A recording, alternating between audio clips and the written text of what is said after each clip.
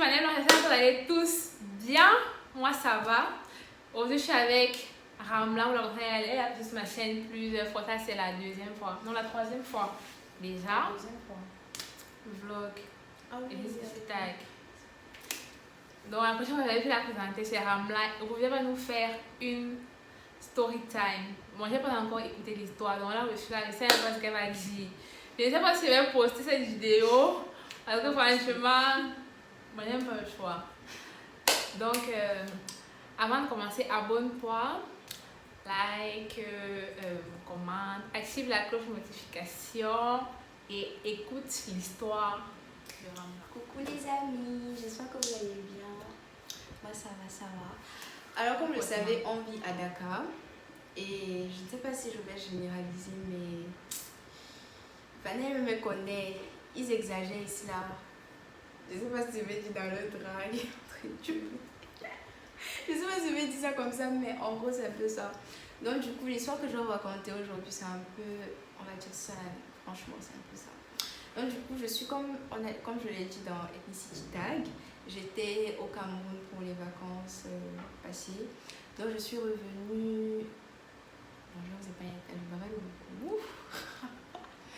Donc j'étais. Ah, désolée, moi je parle doucement. Donc j'étais au Cameroun à mon retour maintenant, vu que je suis revenue seule et c'était ma première fois de faire un aller-retour vraiment seule. Donc du coup, j'arrive à l'aéroport international de Blaise Diagne de Dakar. J'arrive et apparemment mon bagage n'est pas arrivé. En fait, j'avais 4 valises et j'en ai que 3 qui sont arrivées. Enfin, 2 parce que c'est bon, 3 on va dire. Et la dernière n'est pas arrivée. Et c'était ma valise de la chop. Je fais quoi là? C'est une erreur fatale. Ma valise de la chop, les amis. La chop du Camer, mon dolé, mon héros, tout. Imaginez un peu le stress de l'enfant. Voilà, donc déjà c'était la première fois, je savais que ça pouvait arriver de perdre sa valise, mais ça m'était vraiment jamais arrivé. Donc me voici, donc je stresse, je suis devant le truc qui tourne là, donc quand vous êtes à la Oui, toutes les valises là.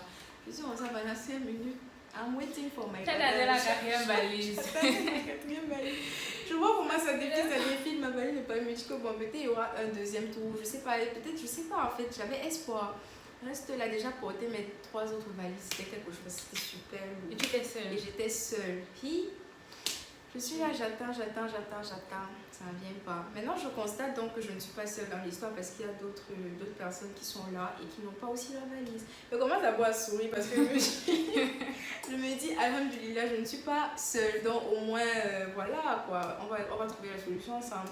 Donc, après, j'entends comment un homme dit, un gars qui travaille à l'aéroport dit bon ceux dont les bagages sont pas arrivés, non il a dit les bagages sont finis donc c'est pas arrivé, allez au service des bagages pour signaler la non arrivée, c'est on dit.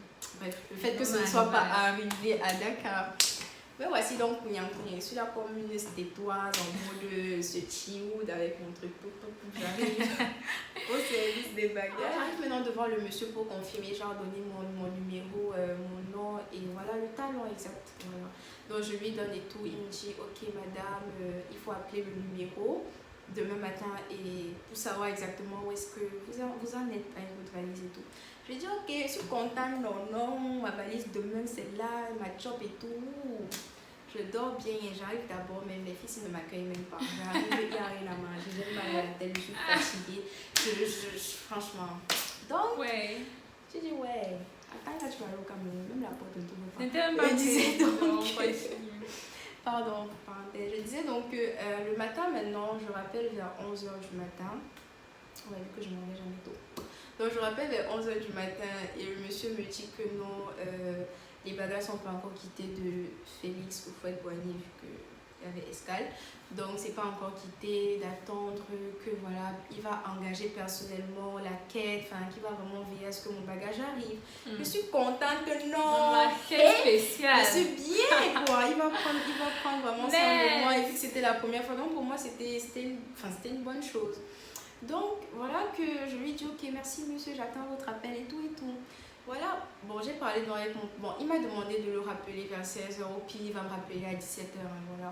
Donc maintenant, mon père, entre-temps, j'ai parlé avec mon père vers 14h et il me dit non, il faut essayer de les rappeler parce que voilà, généralement, ils ont beaucoup de personnes. Donc, c'est pas parce qu'il t'a dit qu'il va prendre personnellement en compte qu'il va se souvenir. Et puis, c'est normal parce que lorsque tu as beaucoup de choses à faire, tu as tendance à oublier. Donc, je me suis dit, ok, je vais rappeler, j'ai rappelé. Il me dit non, ne vous inquiétez pas, madame, je vais vous rappeler et tout, nanana. Je dis, ok, je suis combien? Je te dis l'accent qui me plaît et tout là.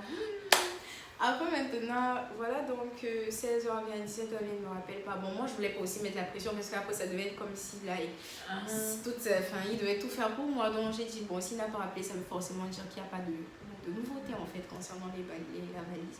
Je dors donc là, je pense à ma job. J'avais mes bâtons de manioc, je disais sur ma Seigneur, peut-être que ça se met bien. Et ça s'est gâté? Non, attends, tu vas arriver à la fin de l'histoire. Regardez quelqu'un, on est là, donc du coup, je pensais tellement à mes bâtons de manioc parce que genre c'était enfermé et il faisait chaud. Moi je présumais que c'était là abandonné, donc ça allait moisir et tout ça. C'était sur ma déjà quand même pas beaucoup de kilos et j'ai même pris un ou deux bâtons. Ça vient encore se perdre comme ça se garde comment. J'ai dormi comme ça, je me réveille dans le lendemain, j'appelle encore le monsieur et il me dit non que l'avion n'a pas encore décollé de Abidjan, que j'attends, il va me rappeler. Je commence à dire que le monsieur s'y met. C'est déjà comme ça, là. J'avais l'impression en fait qu'il ne voulait pas me dire peut-être que ma valise est perdue, en fait que voilà, il cherchait encore, il attendait. Donc je dis, monsieur, franchement, si c'est que ça ne va pas arriver, ou bien si c'est que c'est perdu, dites-le moi, là j'enlève mon cœur dessus que d'attendre pour rien.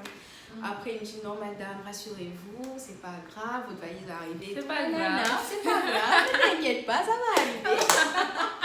Après je dis que ok d'accord, il n'y a pas de souci, j'attends. Maintenant donc, je pense que j'aurais passé mes habits vers 13h, 14h, mon téléphone était sous silencieux, donc j'ai pas entendu ça sonner, donc j'étais silencieux. Donc en fait il m'a appelé 2 fois.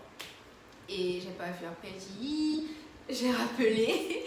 Après, il n'a pas décroché. Il dit que hey, peut-être que comme il a appelé 2 fois, il n'a pas décroché. Il a jeté mon bagage. Ou bien, je sais pas, peut-être pour me dire que mon bagage est perdu. Enfin, je sais pas, un truc comme ça. Après, j'ai attendu encore 5 minutes, même 4. J'ai rappelé.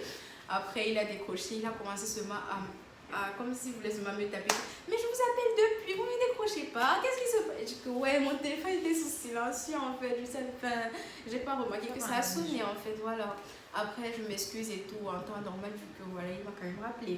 Après, il me dit bon, en fait, c'était pour te dire que ta valise est arrivée et que tu peux passer la récupérer. Bon, maintenant, le problème avec le Sénégal, c'est que l'aéroport est peut-être à 40 ou 50 km de Dakar.